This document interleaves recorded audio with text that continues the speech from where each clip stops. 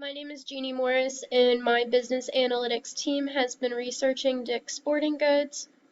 Today, I'll be presenting the information we found in regards to use case 3. So first, we will be identifying our different use cases. So the first two are descriptive, and they are identify climate-related risks and opportunities and how to reduce waste as the company grows. Next, we have our predictive use cases, which are to conduct climate scenario analysis to assess potential impact based on possible future climate scenarios, and the exploration of alternative options for single-use plastic bags.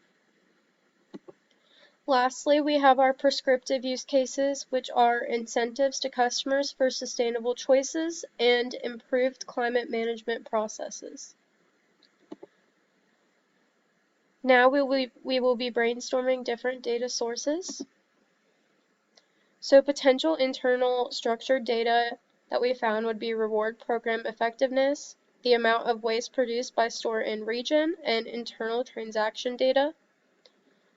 Next, we have potential internal unstructured data, which would be the DSG virtual teammate, which is basically a chat box online through Dick's Sporting Goods.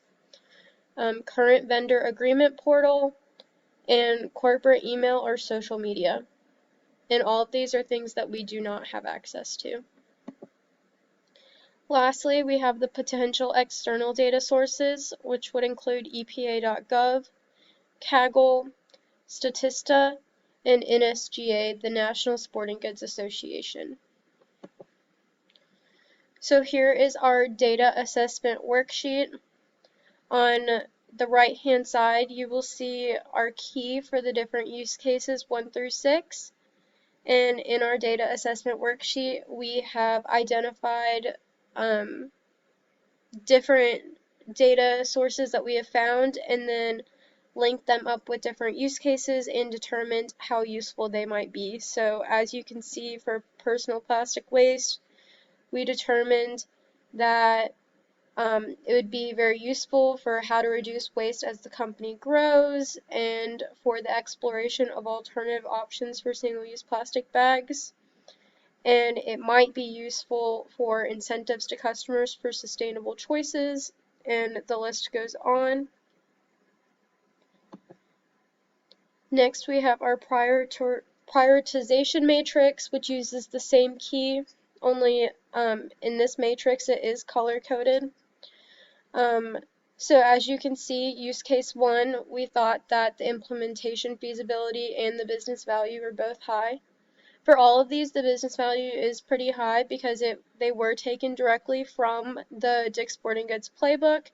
However, some of them we were uncertain of how likely the implementation would be. For example, conducting climate scenario analysis to assess potential impact based on possible future climate scenarios.